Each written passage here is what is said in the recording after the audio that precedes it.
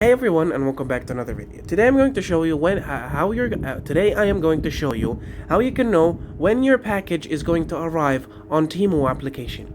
Basically, Temu application is a place where an online store where you can buy Chinese products. Um, it's a really good app because it offers you some really cheap products that you could use later for other purposes. But I'm going to show you how do you know when your Temu package is arriving. So first of all, you're going to launch up Temu. And from Timo, you're going to pick whatever. Of course, there's these free gifts that you get. Okay, you're going to navigate and check and just choose whatever you want to buy. In my case, let me just use this. Let me just buy this headphones or this headset. Okay. Now, once I click on the headset, once I click on the headset, I'm going to scroll down a little bit until, as you can see over here, delivery shipping on all orders. Delivery from October 11th to October 17th.